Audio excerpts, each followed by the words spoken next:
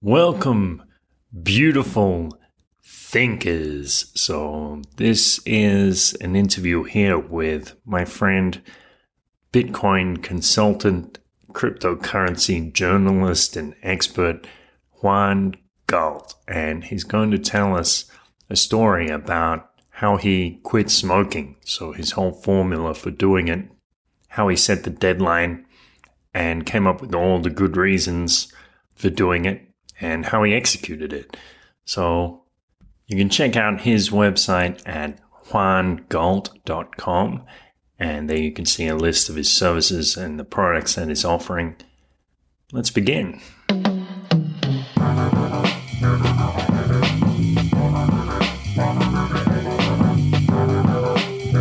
This is a beautiful thought.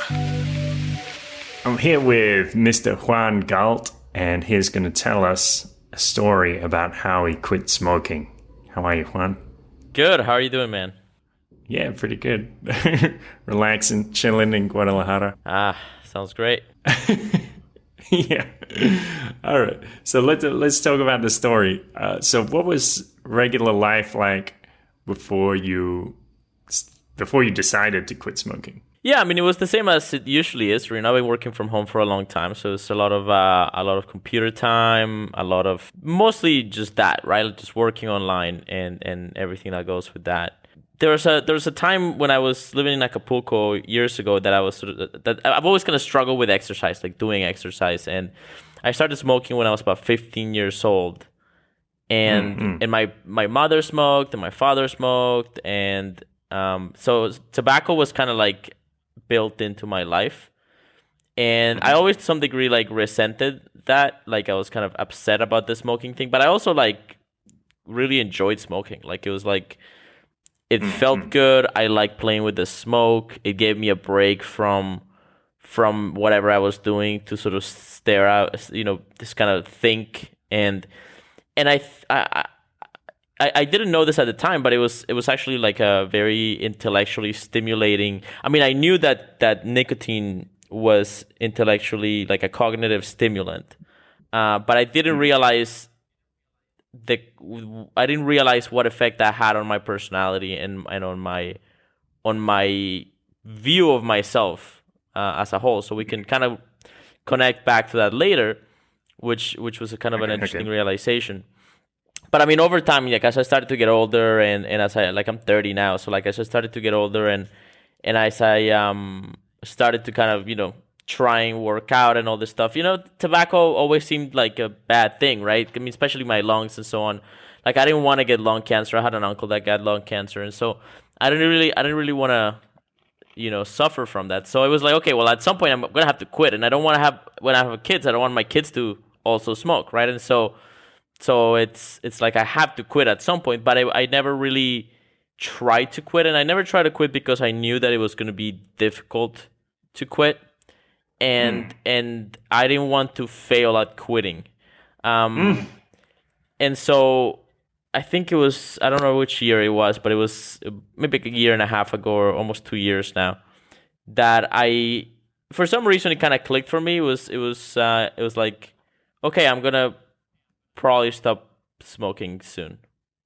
And I think it was just maybe that boundary of turning 30. I was like, okay, you know what? I don't want to smoke in my 30s, right? It was something like that maybe. But the thought finally entered my mind. And I'd be kind of like passively like thinking about it and like, like how would I quit smoking if I wanted to quit smoking? And so what I decided to do was, well, first of all, my mom is also a smoker and was a smoker, and so I did this with her. So what I did was, right before the New Year's of that year, I decided, okay, I'm going to quit smoking as a New Year's resolution, but it's not just going to be that. I did a cost benefit analysis where I sort of wrote down all of the reasons why I like smoking, all the reasons why I dislike smoking, all of the benefits of continuing to smoke, and all the cost of continuing to smoke. And then basically the other side of the arguments, which is like all the benefits of quitting smoking and all the cost of quitting smoking. Like I did a really extensive sort of cost-benefit analysis on it, right? And that the purpose of that was to sort of settle it within my own mind and unconscious and conscious whether or not this thing was worth it. And that's like a really important step I find in habit changing and changing habits, because changing habits is really difficult. Yes. The second thing is I set a deadline, right? Okay. And then the third thing was I knew that I kind of had this sort of intuition that a ritual would be useful. Something physical that you do. It's not all just heady, but like something to do. So I had to do some sort of ritual. And then the last thing was keeping track of my success. And that was with a calendar. And so as the days approached, I was talking with somebody about it, and they were quitting with me as well. And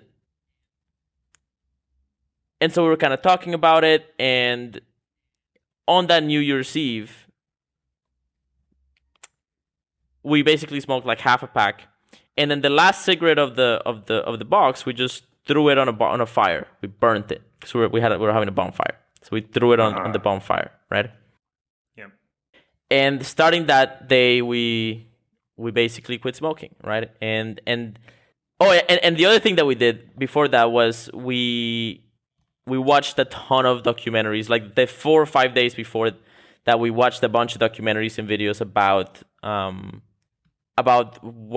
why smoking is bad for you, right? So just like the most graphic, like I intentionally went and looked for the most graphic and fucked up like tobacco is bad for you films, right? Like old stuff, right? Like 80s, 90s TV from BBC and like whatever I could find, right? And I was surprised to not be able to find that much stuff that was new, but I found a bunch of YouTube videos and a bunch of documentaries. So we just watched everything we could find on it. So let me interrupt there. So there's so much stuff there that you're talking about in this process that is these good ways to break habits. So it's like with the cost benefit analysis, I mean, it's really important, I imagine, that you are really honest with yourself. So you're saying like these are the things that I really like about it, because some people can be in denial about that, like pretend that they don't like it as much as they do. So that's one aspect of it. There's also like you're building this intellectual foundation. Like here I lay it out completely, so I know the terrain a bit, so you can build upon that. There's also about how you are rewarding yourself, like a small reward of just ticking it off on the calendar, like congratulating yourself and this positive reinforcement. Yeah. And the ritual, go on. Well, yeah, before we move on to the other ones, because we could actually, like, I don't know how much time do these videos go, because we can actually break down. Perfect. So let's pause on the first thing that I mentioned, which was this this journal session. And this comes from Peterson. I got this idea from Peterson. I mean, I've always been kind of like a fan of journaling in general, but Jordan Peterson kind of, I think, really perfected, or at least in my mind, sort of educated me about the value of these sort of cost-benefit analysis journaling sessions. And I mean, it's good to type it, but it might actually be better to write it on paper. But I'm not exactly sure what the cost-benefit of that is, the trade-offs there. But you want to type it. You want to be writing it in some way. And what it does is it clears the possibility of procrastination or of self-sabotage. Because it might be that you think at some level that you should stop or doing X or start doing X, but in other levels you don't, and you don't buy it, and you're just not having that conversation with yourself. And it might be that there's some external pressure, whether that's sort of driving you to do this, and you're not really convinced yourself, right? And so this internal, you're a house divided among itself on an issue that's taking up energy in your life, right? Because presumably you're thinking about it. Like nobody tries to change something about themselves that they think is perfectly fine at all levels, right? There's some internal conflict about the issue, and it's not being resolved, and it's not being resolved because it's not being talked about and taken seriously. And so the journaling addresses that head on, and that's really one of the most important aspects of it. But then there's all these other sort of aspects that are just normal reinforcement and kind of like habitual monkey stuff that you gotta hit in order to sustain it, because the willpower that you channel and focus and aim at that journal session is, I think it's necessary, but it's not sufficient to quitting smoking or to changing a habit. You have to go further than that. Yes. Well, I like to use this formula. So there's this book about psychotherapy or about counseling. It's called The Skilled Helper by Jared Egan. And he has this discussion in there about therapy that's based on insight and therapy that's based on action, and which one is better. But I think obviously the combination is better. Get the insight and then take it into some kind of action. So I have this formula like insight plus action equals transformation. When you take that revelation, bring it into something physical, that's what causes you to change as a person. Yeah, I think that makes a lot of sense. And I think that can be very, very powerful, because it's easy to have insight about something and then not change. And then that actually makes it worse. Like you start to criticize yourself, and you start sort of to denigrate yourself in the sense that it's like, well, right, I know what I should be doing, but I'm not doing it. So I'm kind of a hypocrite. And you end up you can end up getting caught up in a in a negative cycle. So you need to know how to change yourself. It affirms to yourself that you're not a person of action, that you're not a person who transforms. It sort of chisels at your confidence, and that actually over time can weaken you instead of strengthen you. Yes. And on the other side, it's like when you get a inspiration or an insight and you put it into action, it's like that is a skill, like that the time of implementation, I guess you call it, and you build that over time, and it's like as a result you are going to receive more and more inspiration, like what happens with writing and many creative pursuits. Yeah, it's a positive feedback loop if you do it right. Yeah.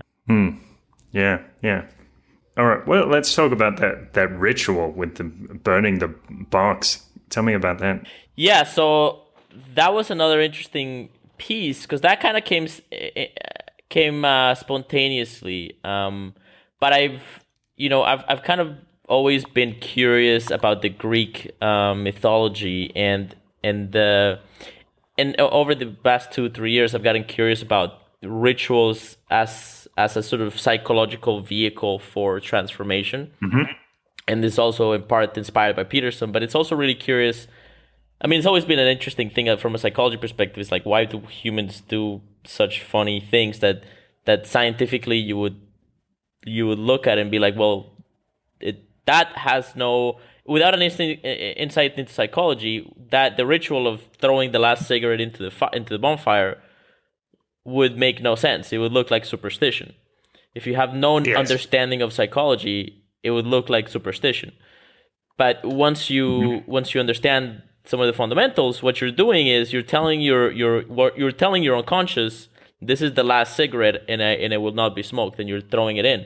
And it's a memory. What it does is it gives you a memory, and I might be doing other things that I'm not aware of, but it gives you a memory to kind of anchor the whole experience around. And I mean, it worked for me, and I think it might, and I think it's worked for people for a long time, and it's sort of like some ancient wisdom that we've sort of lost in the modern age. But it's just because you understand the psychology doesn't mean that the ritual isn't useful. You know what I mean? Like it'd be easy to be like, oh well, I'm beyond rituals because I'm so conscious. It's like bullshit. You're a monkey. Right. Use the ritual and use the advanced knowledge that we have, and it'll be more powerful. I think that's the argument in my mind for it. Yes.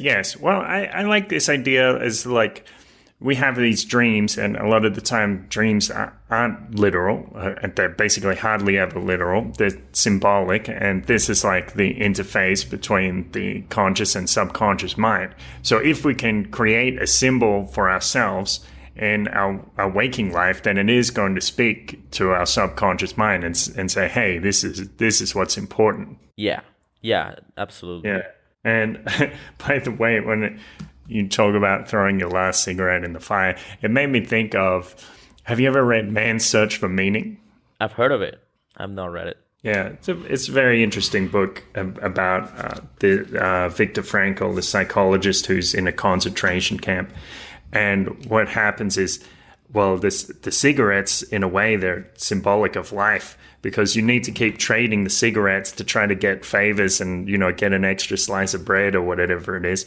And so at one point, he's like, when you see a man smoking his own cigarette, you know he has given up his will to live.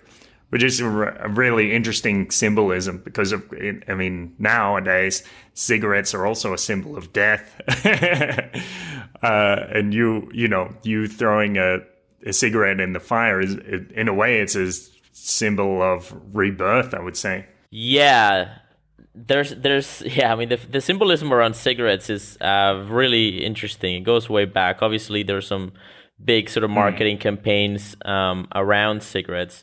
And interestingly enough, Ayn Rand, which, obviously I've read her books, and I'm not like a total objectivist or anything, but some of her characters in these books were, I believe they were smokers. But at least I know Ayn Rand, I'm pretty sure Ayn Rand smoked, and I know I have this sort of impression that she kind of like talked about sort of the cigarette as sort of a symbol of control over the fire, and fire being like a primordial technology, and that sort of the elegance of smoking was sort of, as a sign of power over technology and sophistication and sort of thoughtfulness, right? Like there's all this stuff surrounding these things. It's excellent marketing, of course. Yes, right. Well, it's also in Rain's case. I guess she was unaware of it because it's an addiction. So it's also the symbol of technology having power over humans. Consuming her from the inside out. And yes. Yeah, it's really dark, and and from that perspective, it's kind of actually a positive that all these cigarette boxes are basically just, plastered with like baby fetuses and like disgusting like cigarette filters, right? And as a libertarian, you're like, the fuck, because this is definitely regulation. But from a personal perspective, like, you know what, that probably helped. That probably helped me. Okay. I think you're the first person who's ever said that to me, that it actually helped. It might. I don't know. Put the idea in my head.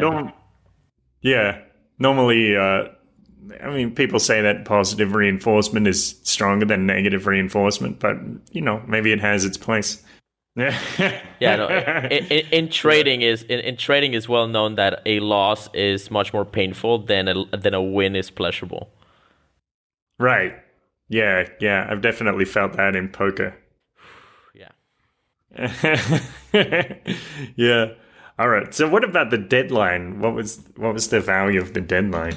Well, you just have to choose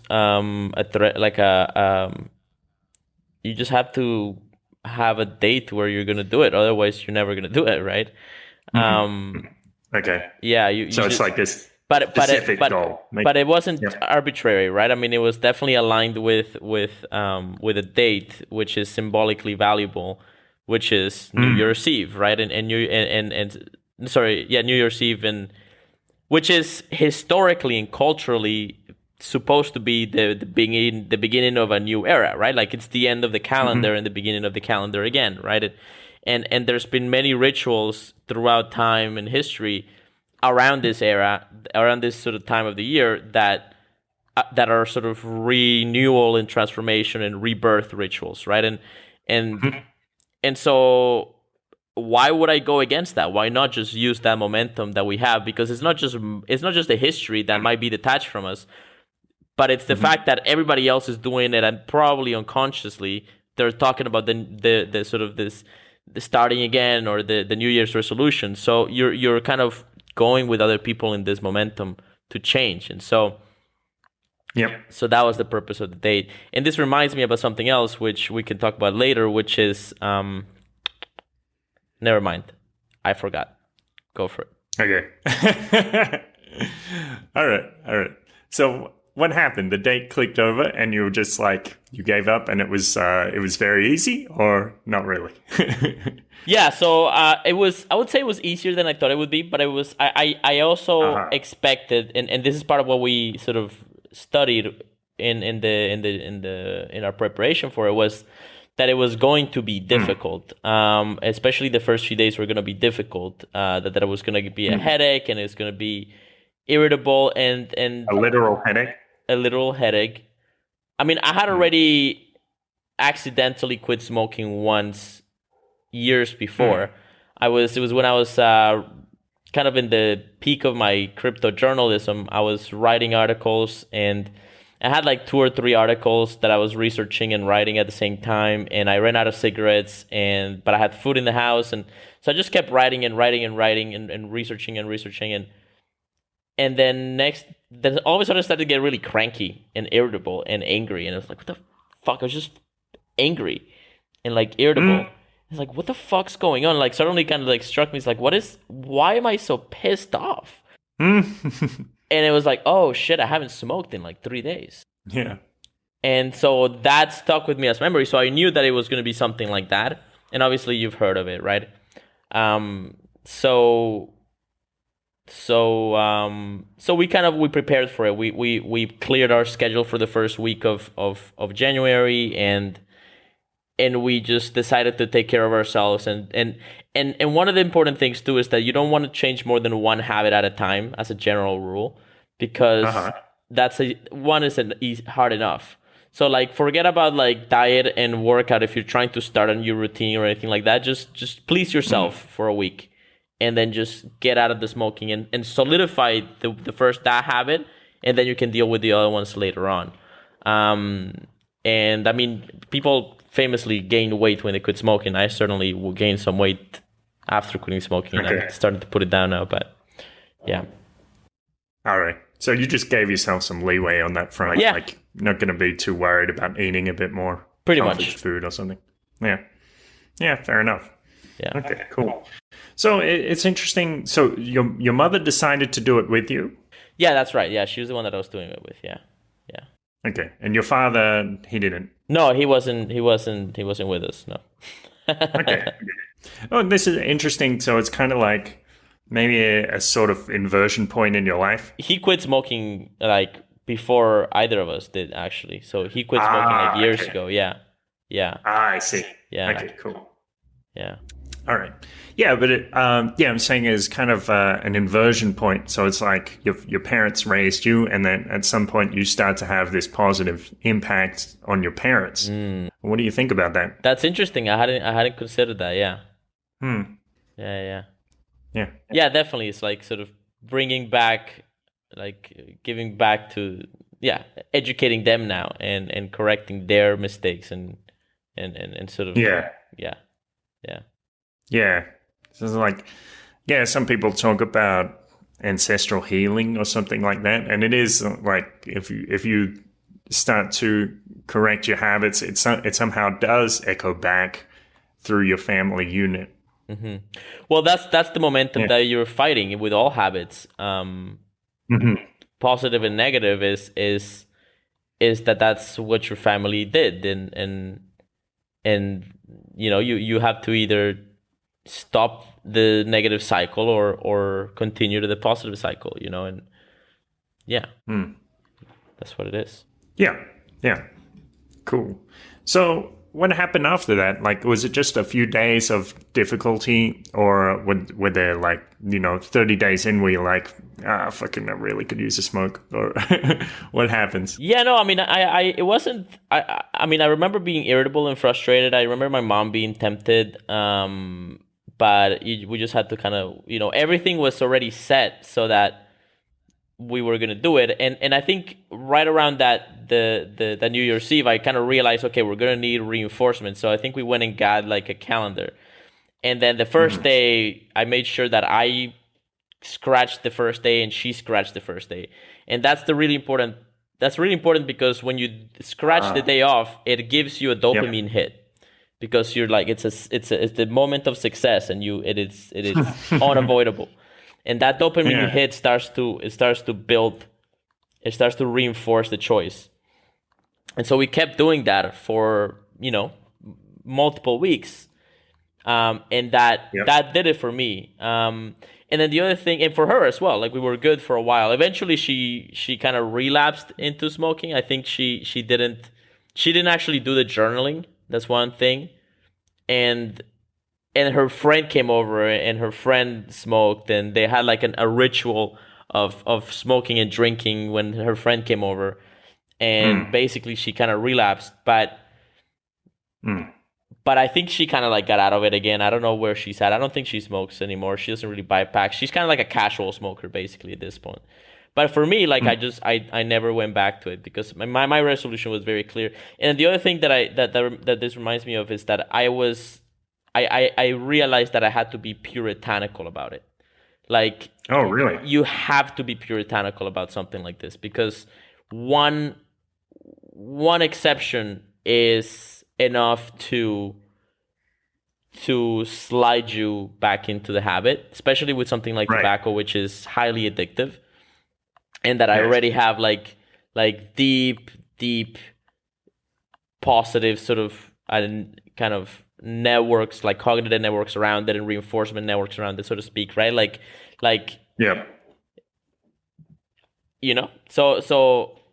So I had to change the perception of it from a good thing to a bad thing in my mind.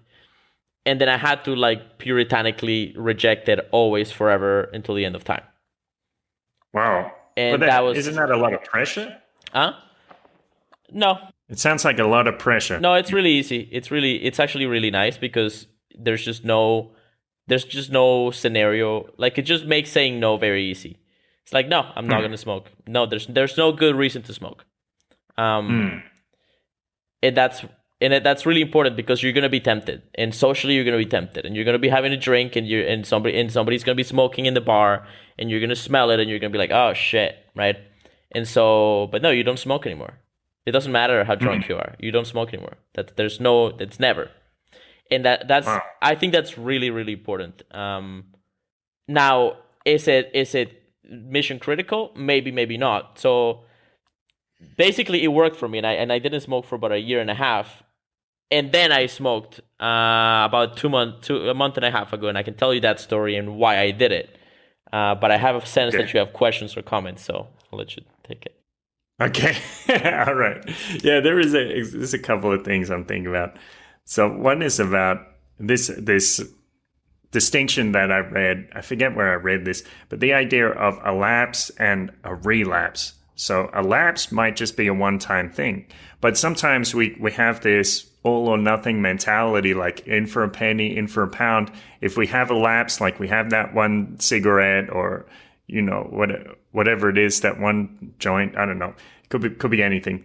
And then we think, oh, well, I've messed up now. I may as well go all the way. And that's when we relapse. But if we give ourselves that space to just say, well, it's just a lapse, that doesn't need to mean that it's going to break my habit or that I'm going to do it 3 or 4 or 5 times. So that's one important thing, I think. But I mean, I guess your approach seems to work well as well. I mean, I hear what you're saying, and it's important to not to understand the purpose of the belief, which is to eliminate all excuses. That's the purpose of the belief. And you want to eliminate excuses because excuses can become habits. Yes. And so if you say yes once to smoking a cigarette when you're partying with your friends on a Friday night, then suddenly you accepted it once. So you didn't say yes to one cigarette. You said yes to all cigarettes within a specific context. Mm-hmm. Like if it's okay today to smoke while I'm drinking with my friends, then why would I say no any other time? So you've set a precedent that can snowball into a habit. Mm-hmm. So that's why it's important to be puritanical. That said, this brings us to the time that I smoked recently. I was in a camping festival, with a bunch of hippies, and it was like an offline event. It was great. There was a bunch of mushrooms. There was it was kind of like a spiritual sort of journey, and so I was doing mushrooms with a shaman and a good friend of mine, and we were hanging out, and I was kind of like having a hard time with the mushrooms. I was having a bad trip, and so the shaman offered me some tobacco, some like Native American tobacco. But this is like, what do they call it? Mapache, like organic tobacco. Yeah, it was. I mean, it was American Spirit. It was American Spirit Blue, which it's. Oh, okay. The best. It's the best you can get. Most organic of the commercialized. Yeah. It's the best of the commercial, right?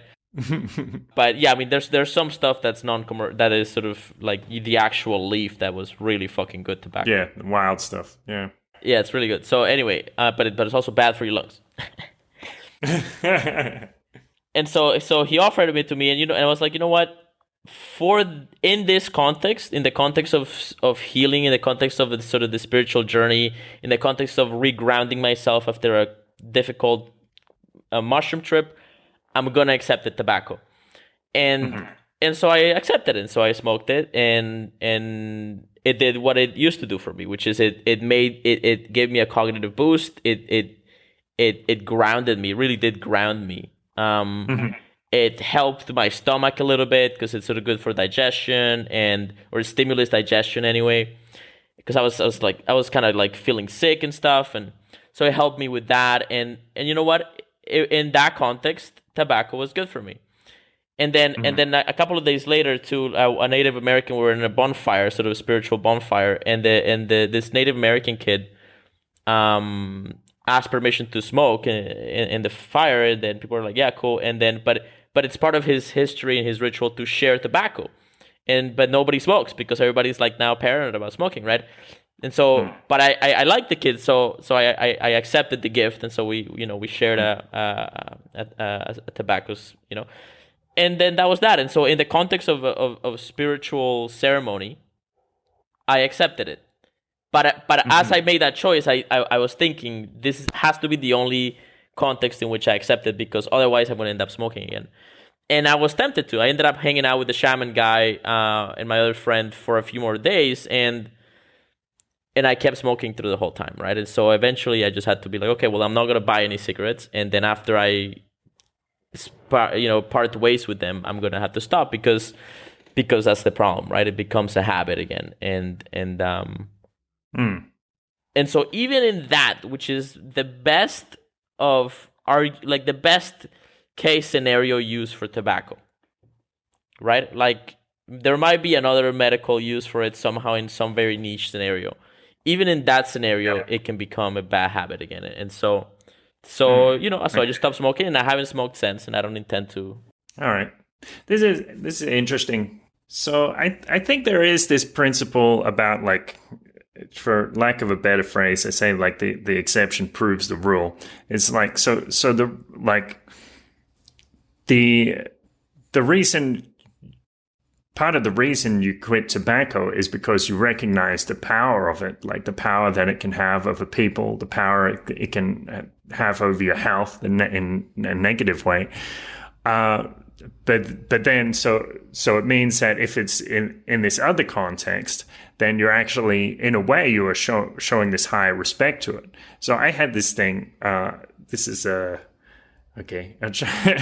This is something that's hard for me to say sometimes. But I talk about trying to be abstinent from sex, and I like it. At some point in my life, it seemed like I look back over these years of casual sex, and I'm like, hang on, was I addicted to sex or something like that? So I go into these times where I'm like, I'm just gonna stay away from sex completely. But then there's also like these times when this situation arises, and I'm like, well, hang on, like I really I have these strong feelings for this woman, and I want to express that physically. Now, I think, the reason that I was avoiding sex, again, is because I'm trying to show respect for the power of it. But on the other side, that also means in the right context, then I want to show respect for it in another way by actually experiencing it. Respect are real good, yeah. All right. All right. I totally get it, man. I respect women. Yeah. Yeah, no, I might have just ruined your podcast.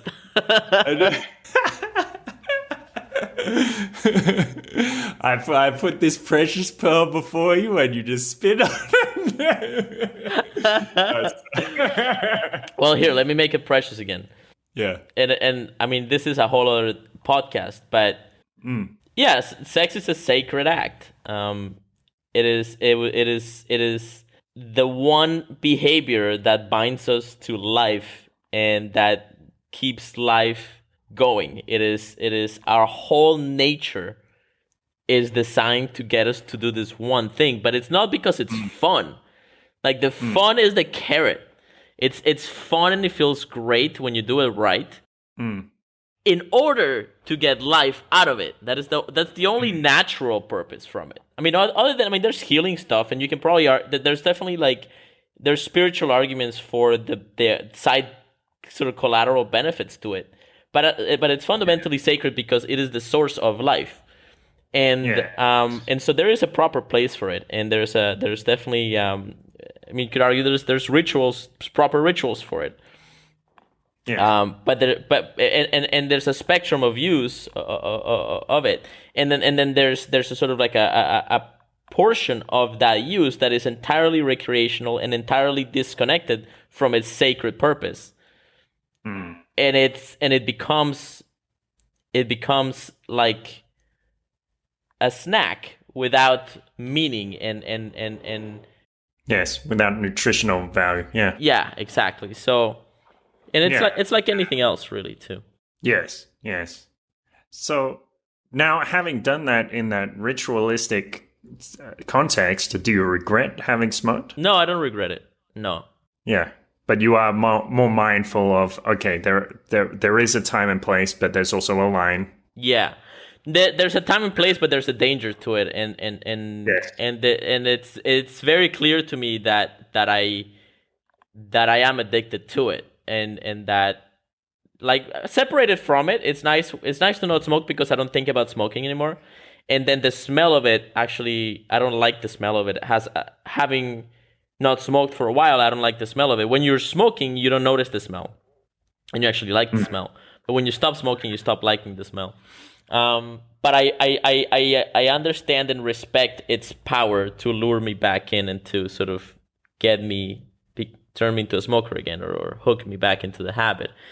And so I appreciated what it gave me in those moments, and I don't regret smoking, but I'm also glad I didn't continue, And so that's the only scenario where I might ever do it again, but it's a very, very limited scenario, and it's important to have that, to have no, like, because it's really easy to make excuses, especially with the drinking and the partying.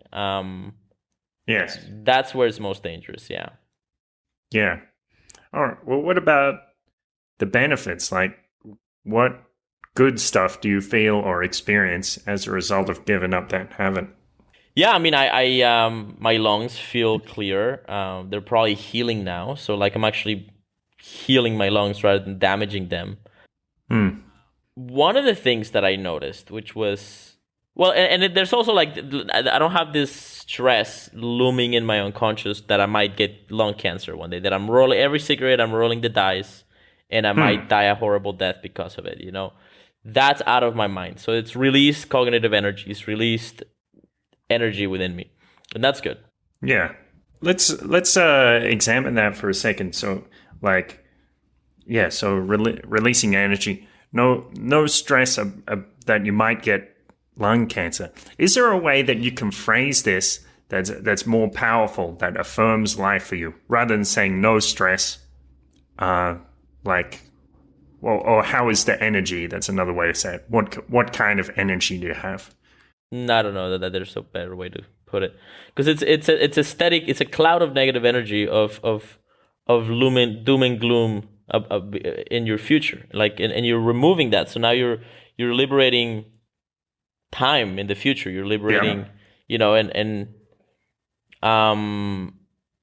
you're minimizing risk. I mean, the benefits, like most good things, the benefits are, subtle and often invisible, but very powerful over time. Yeah.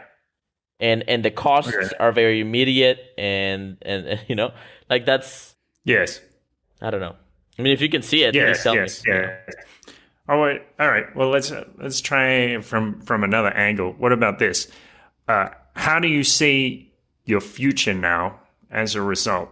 Yeah, I mean, I feel like it's much less likely that I'll die of lung cancer, which is great, or throat cancer, which is terrible, or mouth cancer. Like, fuck, man, right? So like I'm more likely to live a longer. I'm more likely to my kids are not gonna suffer from this, right? I'm not passively poisoning other people, like, this is great. Yeah. It's overall it's healthier.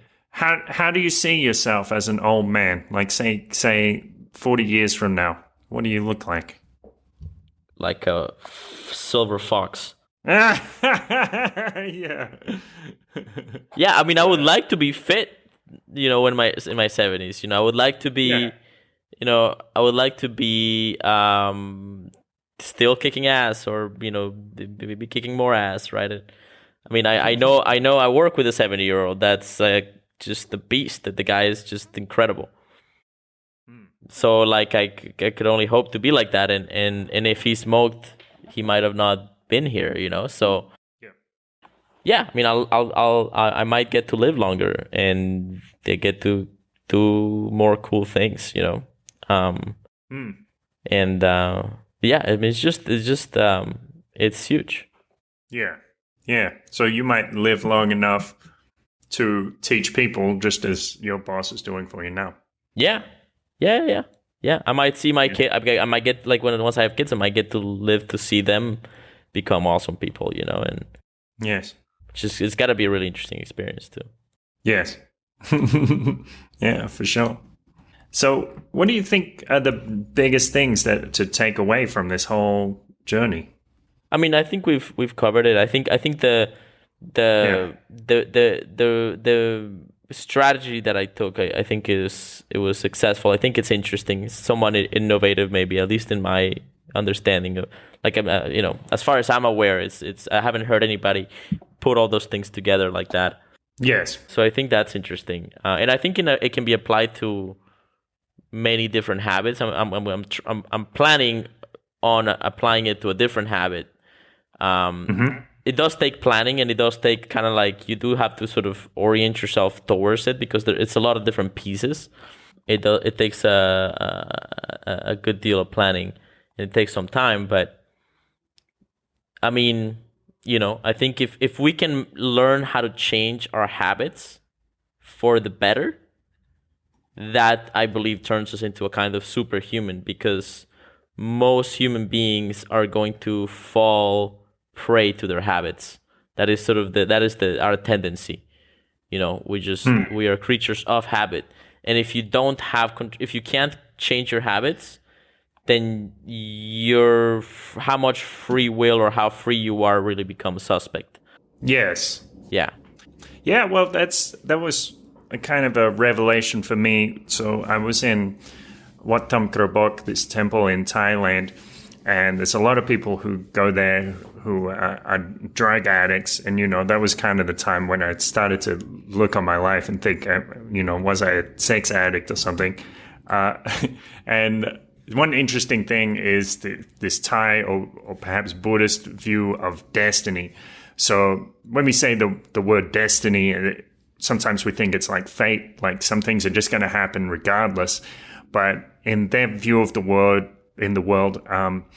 destiny is more like karma. So it's like you keep doing your things, you have this momentum, and bad things are going to happen as a consequence. So like one of the nuns there brought up this example. So there's this drunken guy, and he's playing by the lake.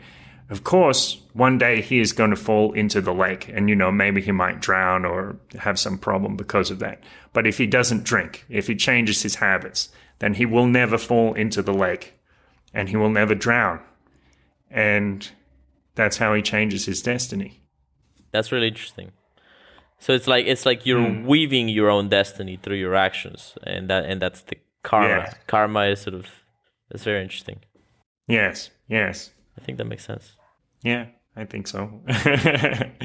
Yeah, there was a lot of interesting things that happened there in Tamkrobok. So they do say they have this very high success rate, which is interesting. I think part of it is it has this religious element. Like when you take an oath there, I don't think in most rehabilitation centers they maybe don't even take an oath, or maybe there's certain things like with Alcoholics Anonymous, Narcotics Anonymous. They probably do things like that. There's like that ritual element that you're talking about, and there you're like, I mean, especially for the Thai people, they're taking an oath before the Buddha, and that sometimes I think I can't even comprehend the level of respect, the level of gravity that they put on that.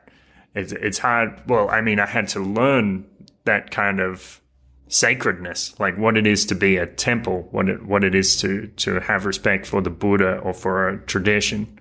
Yeah, we're in a really weird place in the West, where money really is a kind of God, where everything you care about is how much money you have and how much money you're making, how much money you're going to make in the future, and how much money you're making compared to your peers, and it's really easy to get caught up in that kind of ranking, and we've sort of forgotten that there's things, that there's things that are more important than money, and there are things that are more important than the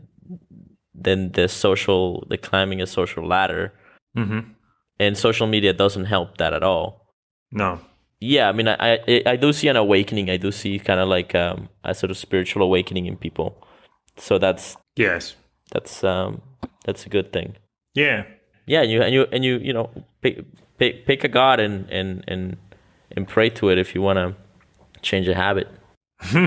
Yeah, that's right. Yeah, I mean, sometimes when I had impure thoughts, I would think of the Buddha. It's like, oh, no. Yeah. What about, you said before we come back to your idea about your view of self. So what can you say about that? Jeez, what is my view of self? What was it and what is it? Yeah, I mean, I'm a fan of the work of internal family systems therapy. It's a book that you can find that you might actually quite enjoy it too.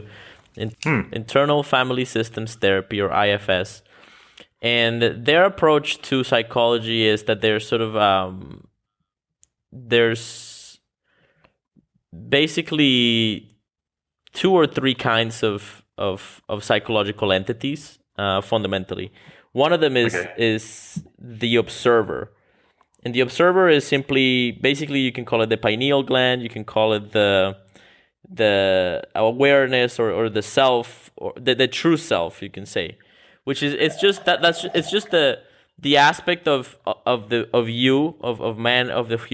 human being that can observe things. And that's all it has. It has no judgment of it, and it has no agenda other than to attend to whatever is present to it. And I mean, it's a sacred thing. In theology, you can go back and you can see it in different forms. One of the sort of ancient gods was a sort of a god with a bunch of different eyes, right, looking at everything, and that was sort of the ideal, right? And so attention is very, very important to the human experience. But then there's other parts that are like there's sort of memories, and from memories, if you experience any kind of trauma in your life, you will have kind of like memories that are trapped in time, or parts of you that are trapped in time. And what happens with those is they get frozen in a conflict that wasn't resolved. They get kind of trapped in a game that wasn't resolved, and then they develop defense mechanisms to deal with that in the future. But those defense mechanisms only see what the trapped part sees, what the child self saw. And so what's happening in the future as an adult is that the self, the I sees a pattern, compares it to memory. Memory gives it a high impact emotion, and then the defense gets triggered. And turns out that in the dysfunctional version of this, you're reacting to something that's not in front of you, but that just looks like something that happened in a different scenario, in a scenario where you were a child, where you were helpless, where your power was limited, where your freedom was limited, where your cognitive abilities were limited, where your knowledge was limited, where your physical power was limited. So you were literally weaker, but now you're reacting to a threat as if it was much bigger than it is, with the power of an adult. And that is the dysfunctions of the world in a nutshell. That is everything that goes wrong with the world in a nutshell, as it relates to childhood trauma. There's sort of adult trauma as well, and and so what IFS tries to do is says, well, you can't get rid of the memory, and you can't get rid of the defenses fundamentally, because they are a part of you. They're in you. They are hosts in your home, and you can't really kick them out. But what you can do is talk to them and negotiate with them. And so what you do is you address the defense, you appreciate it for its help in trying to protect your inner child. And then eventually what you want to do is you want to attend to the inner child and then resolve that conflict as an adult, as a healthy adult would have. And that releases the inner child's sort of pain, and then it relaxes the defenses. And then now you have a more stable psychology. And now you become, that's how you become self-actualized. That's how you actualize yourself.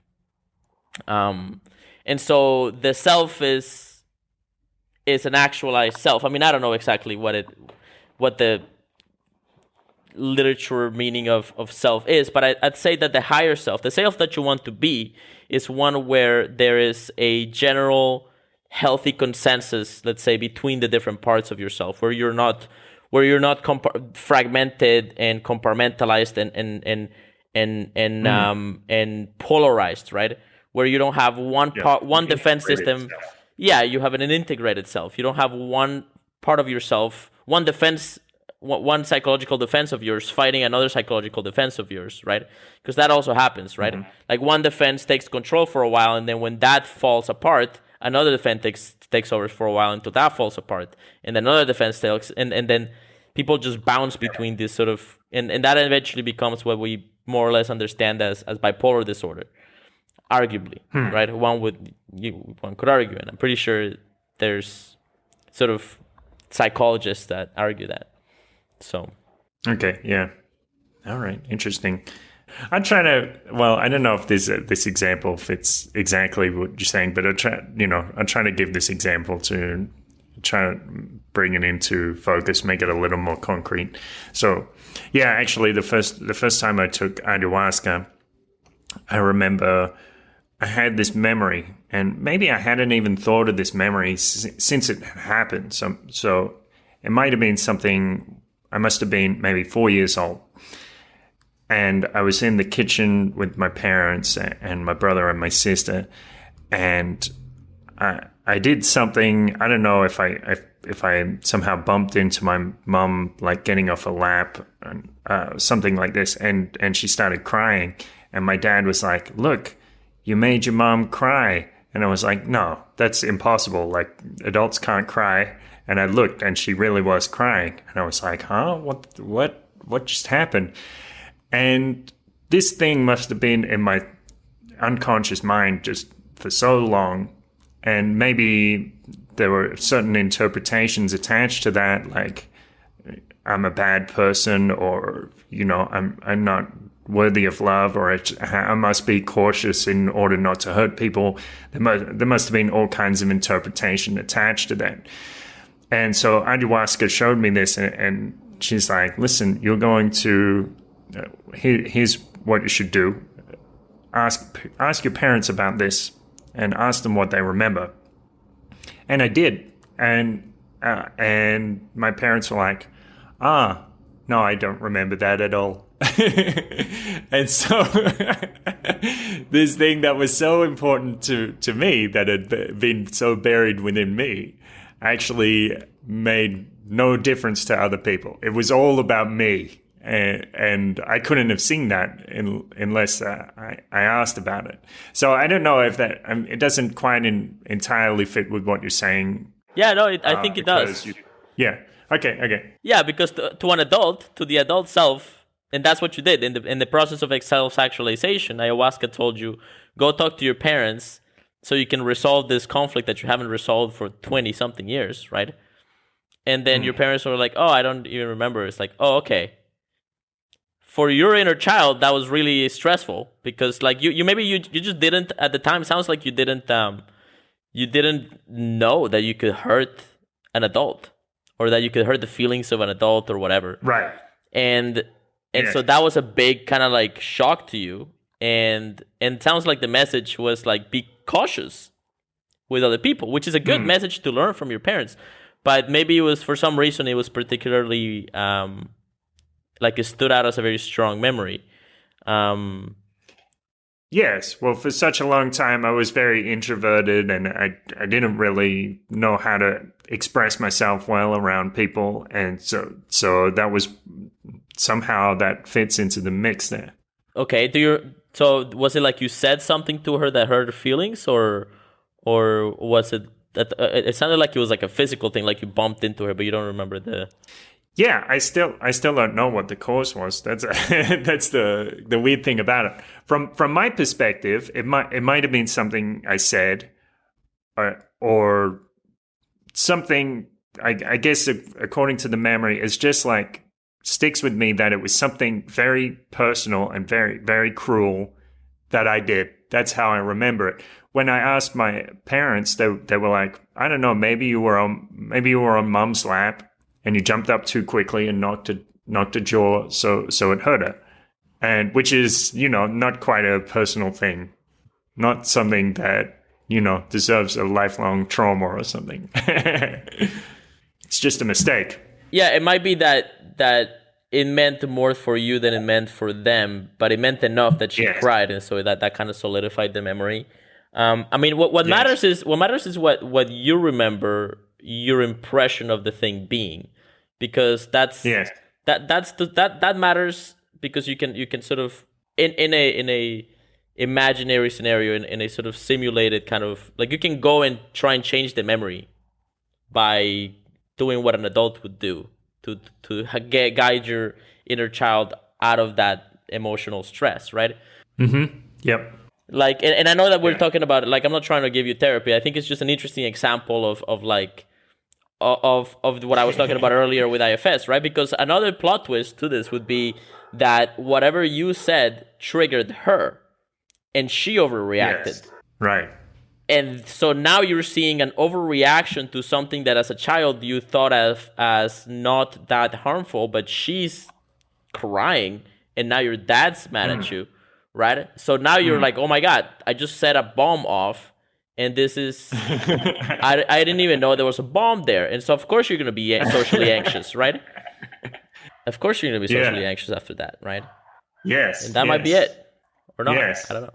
Yeah, well, I like what you said about going back into the memory and behaving as an adult would. That's a technique that's espoused by this guy, Neville Goddard, who was a public speaker, and he was like, he talked a lot about using your imagination to create a better life for yourself, basically, and that was one of the key techniques. Like, even if you have just a regular day, you might go back through your day and look at things and say, well, how could I have acted better, or what better things could have happened to me? And in this way, you can sort of rewrite the past. Wow. Yeah, that's really interesting. I just thought it might be a good exercise for anybody that's interested in the self-actualization to sit down and very consciously imagine their ideal day. Imagine what their best self would be like throughout the day. Yes. There's something about fiction that I was talking with my girlfriend about. It's interesting because we are currently living in this sort of weird combination of dystopias. You know, we're living in 1984 and Animal Farm and Terminator and Terminator in the sense that AI is controlling Brave New World, and like it's like we're living a combination of dystopians, and it's not exactly clear how do we get out of this. Like it's not entirely clear how we get out of this, and it might just be that it takes a very creative mind to write a fiction out of this mess for the world to understand what the path is. Yes, but it's a lot easier to talk about the dangers than it is to talk about the way out. It's a lot easier to write the end of the world than to write our way through to prosperity in a sense. Yes. Because it takes a greater imagination to imagine overcoming the entire problem. Like if, at the end, 1984 is a tragedy, and Smith just falls in line with Big Brother. But what if you could rewrite that story and somehow he figures it all out and he sees it and overcomes it and breaks the frame, rather than having And how do you do it in a way that isn't some cheesy 007 action film? It's like, he discovered he's Neo, and then went and kicked everybody's ass, and then destroyed the brain. It's like, no, that's bullshit. That's not the actual solution, Yeah, but I think that's an important cultural touchstone. There's something to that spoke to people in a certain way. Yeah, maybe what is an important touchstone? The Matrix. Oh yeah, no, The Matrix is great. I mean, I'm a huge fan of. I wasn't making fun of The Matrix. I was just kind of like, no, I love The Matrix. I'm a huge fan of The Matrix. All three of them. People talk shit about the other two. I love all three of them. I think they're all great. Oh, right. Yeah, I think they're all fantastic. No, I'm a big fan of The Matrix, but I'm just sort of kind of pointing out the difficulty because, like, it's very in American film culture, it's very easy to like just turn your character into James Bond and then kill all the bad guys, right? It's like that's really boring and not useful at all, almost entirely useless. And also reaffirming the nation state, which I don't know if that idea is going to last forever. I think it's going to be here forever. Have you read The Sovereign Individual? I have not. Everybody keeps recommending it to me. I'm gonna have to read it. Yeah, I'll get the audiobook and queue it up for this weekend. Yeah. Okay. Yeah, I just want to let's just revise your formula here because I think that's important just to recap there.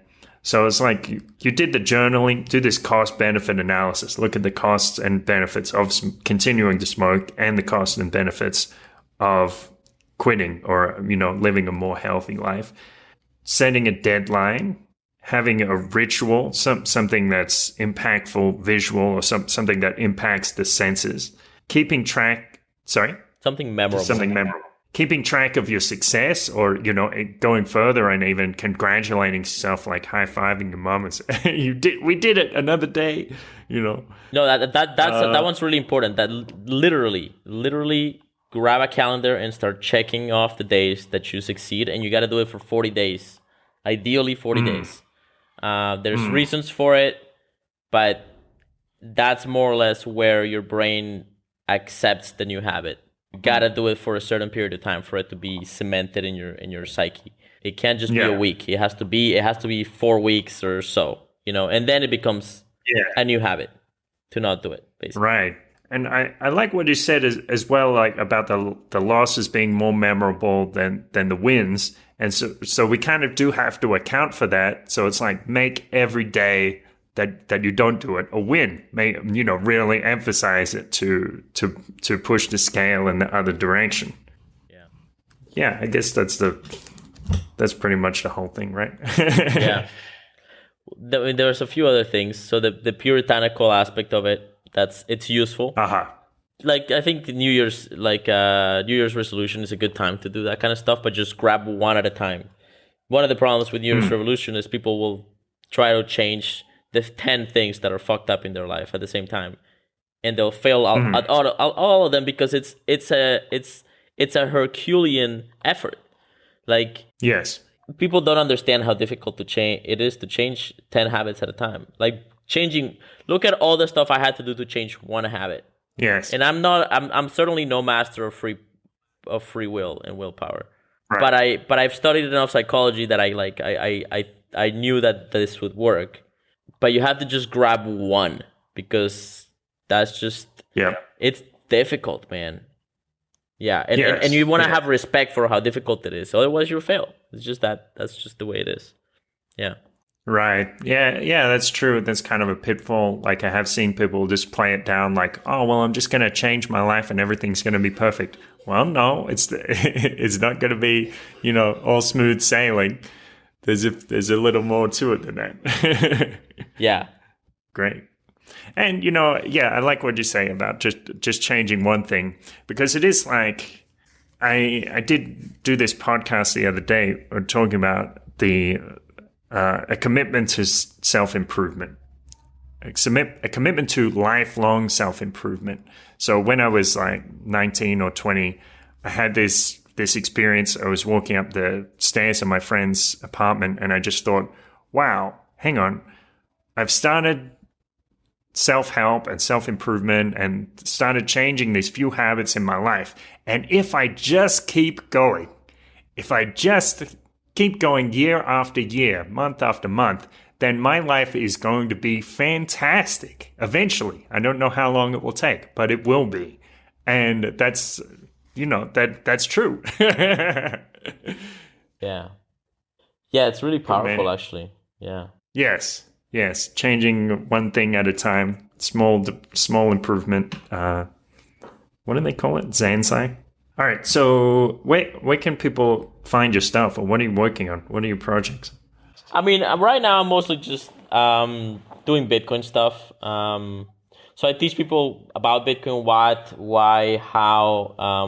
It's an interesting way to store wealth. It historically has gone up parabolically every 4 years on average.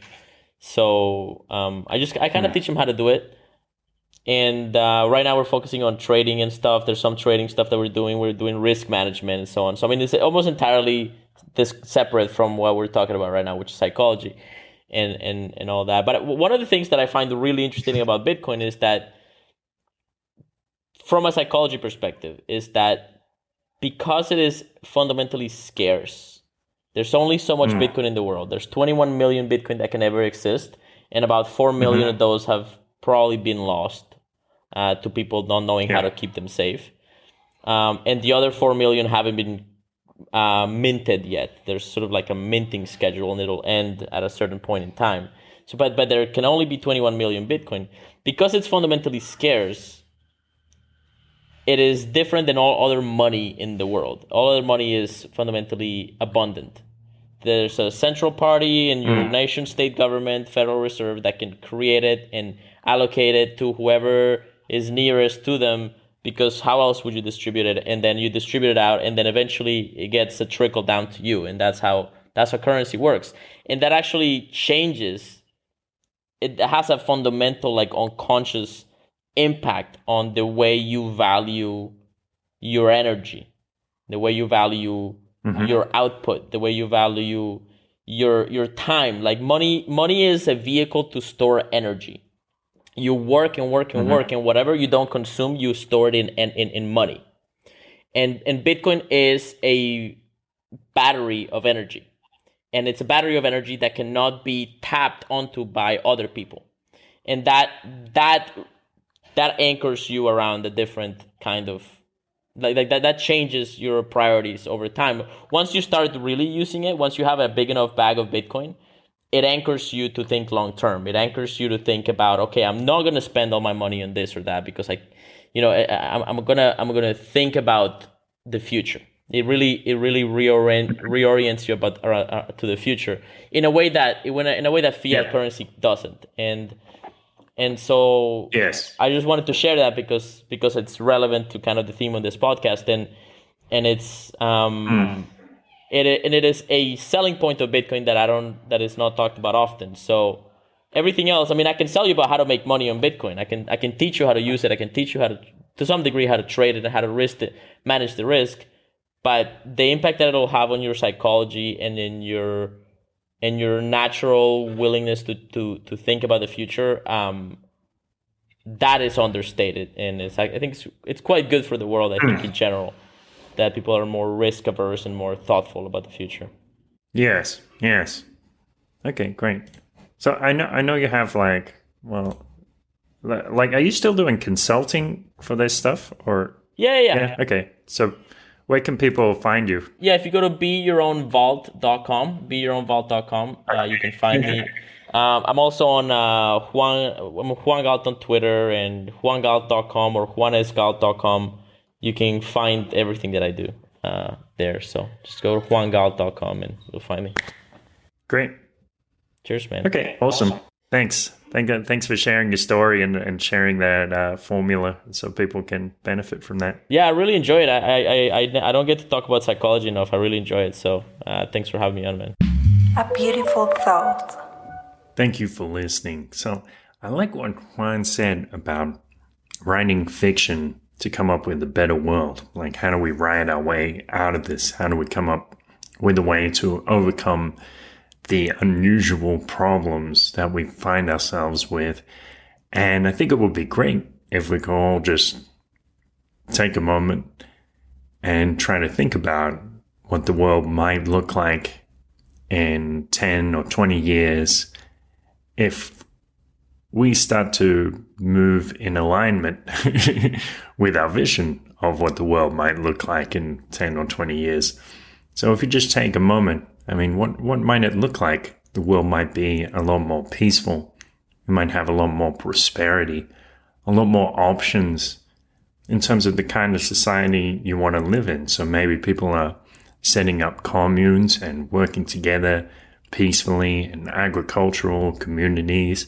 And maybe other people are also working in highly technological societies, smart cities, not in this dystopian form where they're monitoring us all the time, but things that are set up very efficiently, ecologically efficient, public transport, being able to work remotely and maybe working far away from the city, working in a place that really suits you with a community of like-minded people. And what else? What else could it look like? What amazing things that I haven't mentioned that maybe I haven't even thought of? What kind of spiritual develops? What kind of levels of happiness might people have? Levels of spiritual attainment? What kind of understanding from other realms might people bring to the earth? It would be great if we could just imagine that. Take a little think about what it would feel like when we have that here on earth. Thank you for listening again, and remember to check out Juan's website, juangalt.com. Have a look, and if you need some assistance with cryptocurrency, figuring out security, how to store it, and hold on to it, then that's a place to start, juangalt.com. And the most important thing, have a wonderful day.